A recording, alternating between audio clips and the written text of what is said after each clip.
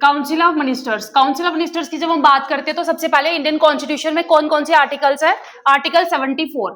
Article 74 क्या बोलता है कि council of ministers to aid and advise the president. अगर आप अलग से सेपरेट ढूंढोगे कि काउंसिल ऑफ मिनिस्टर्स के बारे में कहाँ लिखा हुआ है तो ये आर्टिकल आपको कहीं पे भी नहीं मिलेगा। सिंपल आर्टिकल 74 में क्या लिखा गया है कि there shall be a council of ministers, जो उनका काम क्या है?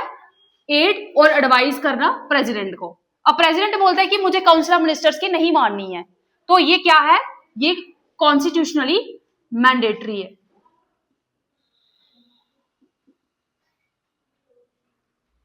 ठीक है, पहले तो नहीं था, पहले नहीं था।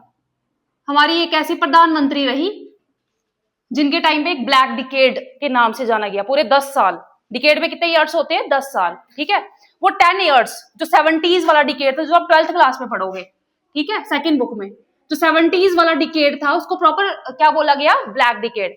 उस टाइम पे क्या है कि जो इंदिरा गांधी थी, जैसे इस बार आपने सुना था कि बीजेपी क्या कर रही है, बीजेपी का एक नारा था कि इस बार 400 से पार। तो 400 से ज्यादा अगर वोट मिल जाते, 400 से पार हो जाता है सिस्टम, तो बीजेपी बड़ी सारी अमेंडमेंट कर सकती थी, क्योंकि मैक्सिमम मेजोरिटी किसकी होती? बीजेपी की। तो कोई भी जब लॉ बनाना है, रूलिंग पार्टी की मेजोरिटी ज्यादा है, तो वहां पे लॉ बनाना इजी हो जाता है। ठीक है, ऐसे ही जो इंदिरा गांधी थी, अब इंदिरा गांधी प्राइम मिनिस्टर है, जो फाइनल असेंट मिलनी है किसी कानून को, वो किसकी मिलेगी? प्रेसिडेंट की। ठीक है, तो इसीलिए उन्होंने एक ये कॉन्स्टिट्यूशनली मैंडेटरी कर दिया। और यहाँ पे एक अमेंडमेंट हुई थी, 44th अमेंडमेंट में उन्होंने क्या बोला कि प्रेसिडेंट जो है उसको कंपलसरी है कि उसको एड एंड एडवाइस लेनी ही लेनी है। जो काउंसिल ऑफ मिनिस्टर्स बोलेंगे, जो प्राइम मिनिस्टर बोलेगा, उसको वो मानना ही मानना है, वो अपनी मर्जी नहीं चला सकता है। ठीक है। उसके बाद आर्टिकल 75। आर्टिकल 75 में क्या है कि other provisions related to ministers. ठीक है, अब जैसे इसमें आ जाती है कि काउंसिल ऑफ मिनिस्टर और प्राइम मिनिस्टर की अपॉइंटमेंट कैसे होगी। जैसे कल हमने टॉपिक में पढ़ा था कि इसकी जो अपॉइंटमेंट हो रही है, फाइनली वो कौन कर रहा है इसको अपॉइंट? प्रेसिडेंट। प्रेसिडेंट है ना। उसके बाद टेन्योर की जब बात होती है तो 5 इयर्स, इनकी ओथ, इसकी सैलरी और कलेक्टिव रिस्पॉन्सिबिलिटी। अब देखो, जो काउंसिल ऑफ मिनिस्टर है ना, अगर बीच में किसी काउंसिल ऑफ मिनिस्टर, किसी भी एक मिनिस्टर की डेथ हो जाती है तो सरकार डाउन नहीं होती है। पर अगर प्रधानमंत्री की डेथ हो जाती है या किसी वजह से वो रिजाइन करता है, तो पूरी की पूरी जो सरकार है, गवर्नमेंट है, वो डाउन हो जाती है। ठीक है, तो एक बड़ी फेमस ही इनके लिए एक फ्रेज भी है कि स्विम टुगेदर और सिंक टुगेदर। और इसलिए प्राइम मिनिस्टर को क्या बोलते हैं? Captain of the ship. Captain of the ship. अब अगर आप जस्ट इमेजिन कि एक समुद्री जहाज पे बैठे हो और जो उसका कैप्टन है वो ही मर जाता है, तो फिर पूरा शिप क्या होगा?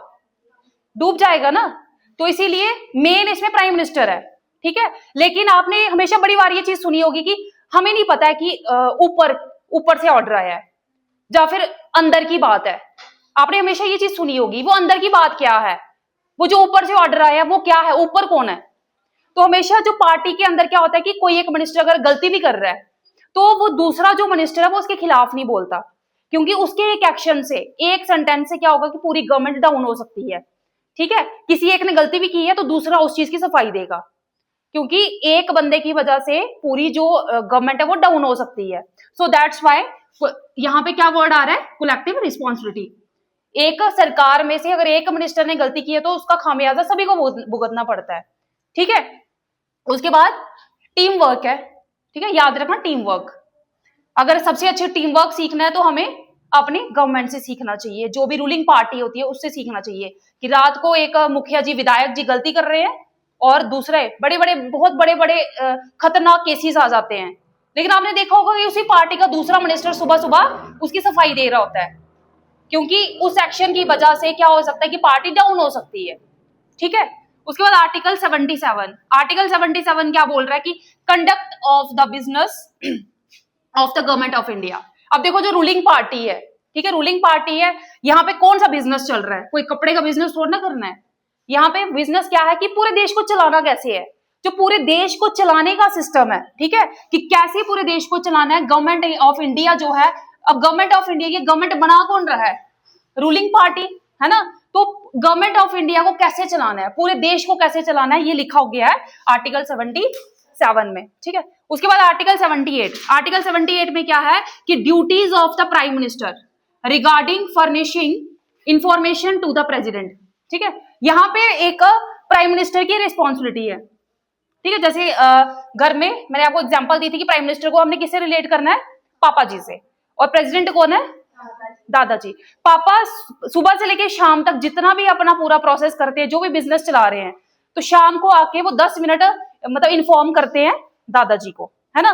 तो लाइक दैट क्या होता है कि ये प्राइम मिनिस्टर की ड्यूटी है कि वो क्या करेगा, प्रेसिडेंट को इन्फॉर्म करेगा अपनी एडमिनिस्ट्रेशन को लेकर।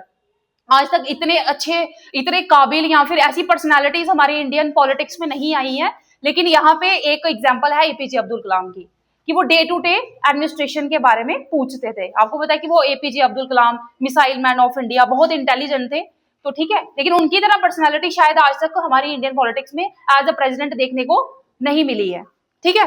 तो ये कौन बोल रहा है, आर्टिकल 78, ठीक है।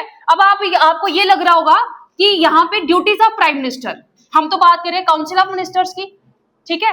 लेकिन काउंसिल ऑफ मिनिस्टर में ही कौन आ रहा है, प्राइम मिनिस्टर आ रहा है। तो एक फ्रेज थी, क्या फ्रेज थी, कल मैंने आपको एक फ्रेज पढ़ाई थी, क्या था, याद है किसी को, प्राइमस इंटर पेरिस, ठीक है। Primus inter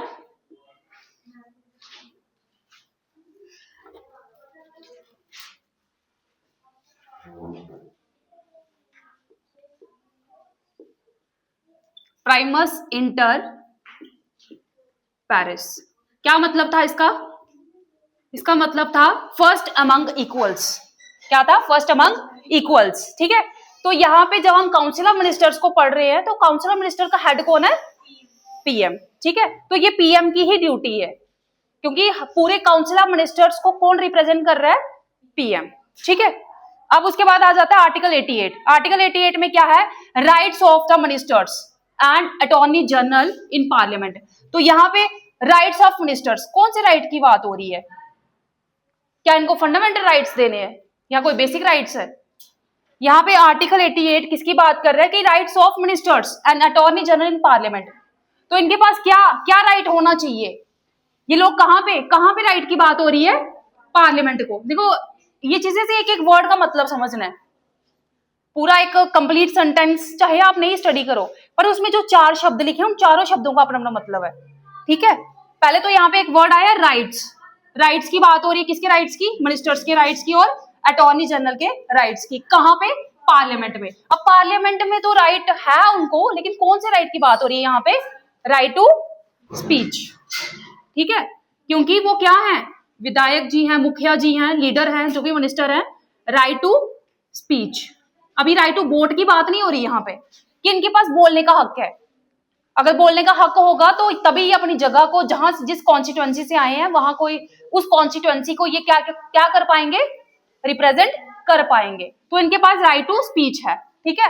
right to speech की यहाँ पे बात हो रही है आर्टिकल 88 में। राइट टू स्पीच कहाँ, ऐसे खड़े होके क्या होगा, मिनिस्टर गाली निकालेंगे, ऐसा नहीं है ना। कहाँ पे, जो भी हाउसेस हैं, लोकसभा, राज्यसभा में, उसके बाद कोई ज्वाइंट सिटिंग हो रही है। ज्वाइंट सिटिंग का क्या मतलब है कि राज्यसभा और लोकसभा इकट्ठे होकर कोई ज्वाइंट सिटिंग हो रही है, वहां पे इनको बोलने का हक है, ठीक है। तो आर्टिकल 88 किसकी बात कर रहे हैं, राइट्स ऑफ मिनिस्टर, जिसमें राइट टू स्पीच आ जाता है, ठीक है।